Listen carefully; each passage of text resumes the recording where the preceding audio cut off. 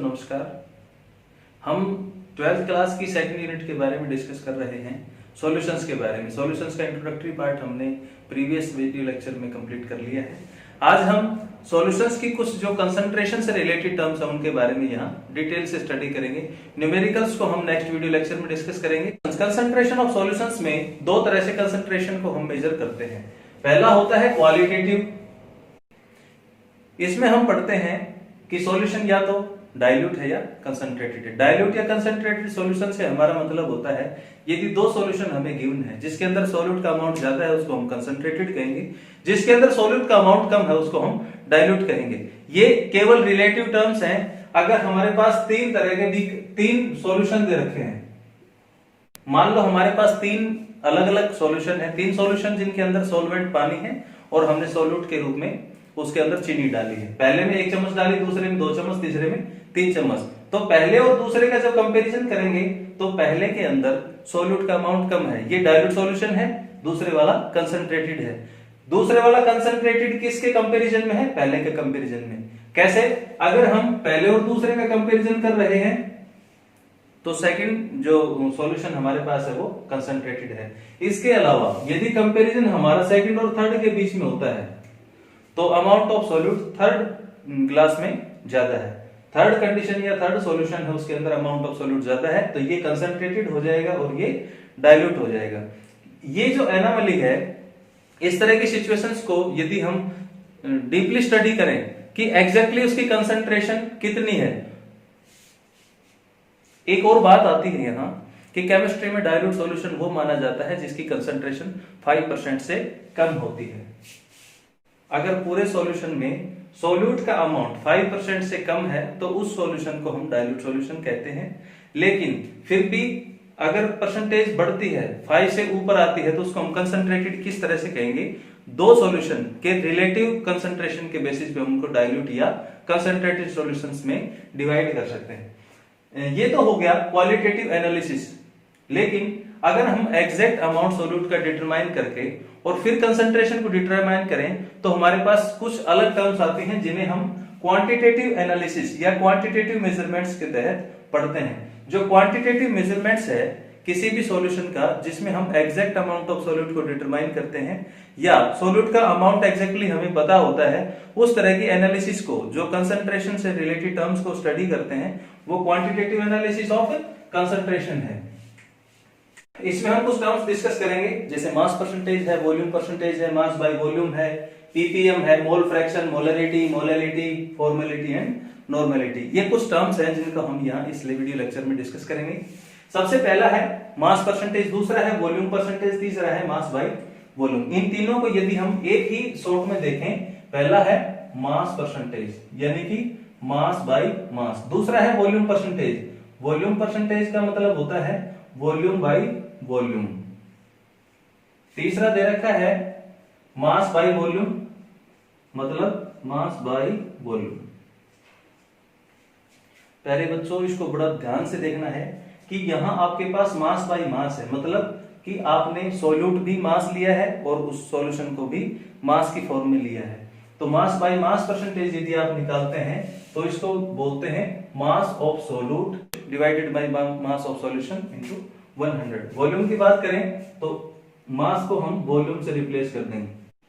Mass by volume percentage को किस तरह से कैलकुलेट करेंगे कि आपने टोटल सॉल्यूशन तो बनाना है मिलीलीटर में, लेकिन सॉल्यूट डालना है वो ग्राम के अकॉर्डिंग डालना है। जैसे इसका एग्जांपल हम पढ़ते हैं sugar in water. Total solution आपने कितना बनाना है? 100 ml। उसके अंदर आपने शुगर कितने ग्राम डाली है वो उसका मास बाय वॉल्यूम परसेंटेज आ जाएगा। ये तो हो गया परसेंटेज कंपोजिशन। नेक्स्ट आता है पीपीएम। पीपीएम क्या होता है? पार्ट्स पर मिलियन। पीपीएम में क्या होता है? यदि सॉल्यूट बहुत ही ट्रेस क्वांटिटी में है, बिल्कुल थोड़ा सा है, यानी कि अगर आप 10 लाख पार्टिकल लें टोटल सॉल्यूशन में 10 लाख पार्टिकल्स और उनमें से यदि एक पार्टिकल सॉल्यूट का है तो उसका अमाउंट बहुत ही कम है। इस तरह की क्वांटिटी का मेजरमेंट, इस तरह की कंसंट्रेशन का मेजरमेंट हम पीपीएम में करते हैं। Number of parts of solute divided by total number of parts in the solution multiplied by 10⁶। 10⁶ का मतलब होता है 1 मिलियन, मतलब 1 मिलियन में कितने पार्ट हैं। यदि हम न्यूमेरिकल्स को सोल्व करें तो न्यूमेरिकल्स में हम नंबर ऑफ पार्टिकल्स ना लेके सोल्यूट का वेट लेंगे।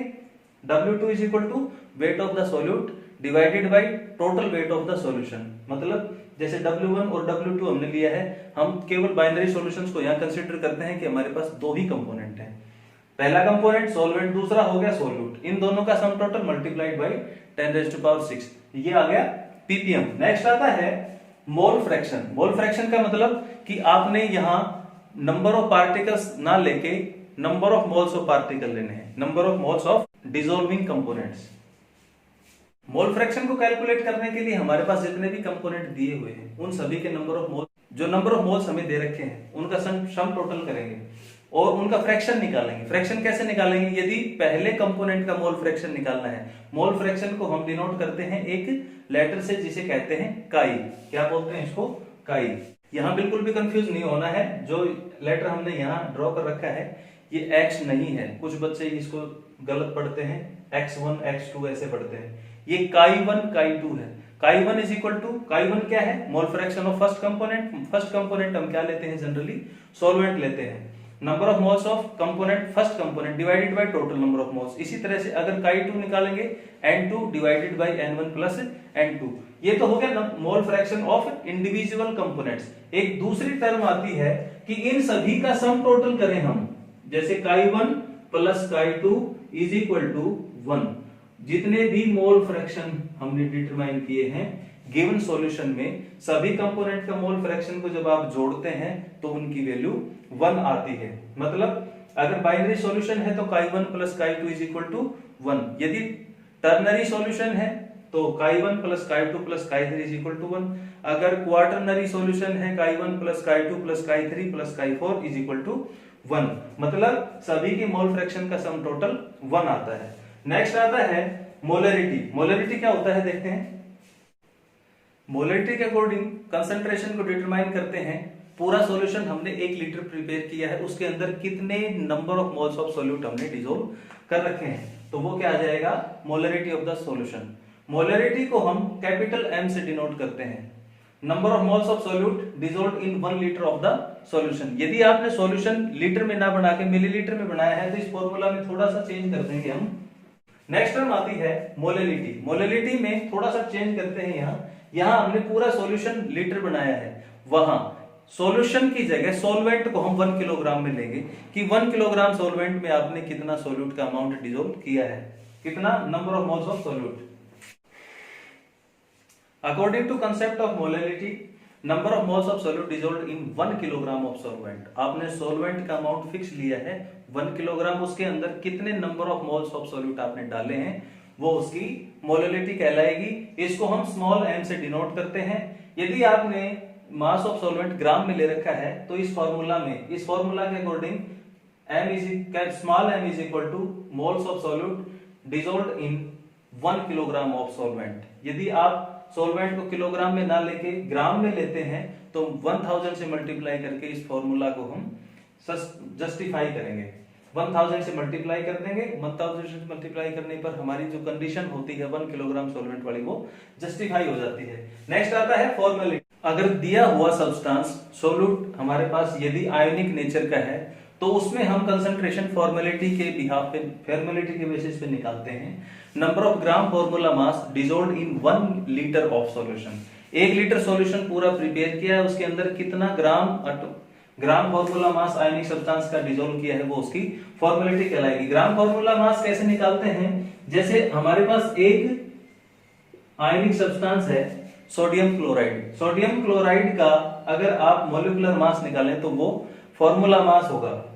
इसका टोटल मास कैसे निकालेंगे? पहला क्या है? सोडियम आयन है और दूसरा क्या है? क्लोराइड आयन है। सोडियम आयन और क्लोराइड आयन का टोटल मास उसका फार्मूला मास कहलाएगा। सोडियम का एटॉमिक मास होता है 23 और क्लोराइड का होता है 35.5 और इनका टोटल निकालें तो ये आता है 58.5 ग्राम। 58.5 ग्राम सॉल्यूट हमने डिसॉल्व किया है और पूरा का पूरा सॉल्यूशन 1 लीटर प्रिपेयर किया है, तो उस तरह के सॉल्यूशन की फॉर्मेलिटी को हम 1 फॉर्मल कहेंगे। ठीक है, नेक्स्ट आता है नॉर्मेलिटी। नॉर्मेलिटी क्या है? Normality is the number of gram equivalent mass of solute dissolved per litre of solution. It is denoted by capital N. इसको कैपिटल एन से डिनोट करते हैं। ये कुछ हमारे पास कंसंट्रेशन की टर्म्स हैं। इन सभी के न्यूमेरिकल पोर्शन को हम, ये थ्योरेटिकल पोर्शन था, इनको अच्छे से स्टडी करें, इनके सभी के फॉर्मूला आप लिखें, याद कर लें। न्यूमेरिकल पोर्शंस में वो हमें बहुत ज्यादा हेल्पफुल रहेंगे और इनके न्यूमेरिकल्स हम नेक्स्ट वीडियो लेक्चर में कंसिडर करेंगे। तब तक आप इनको अच्छे से याद करें और इनको अपने नोटबुक में नोट्स बना लें। Thank you.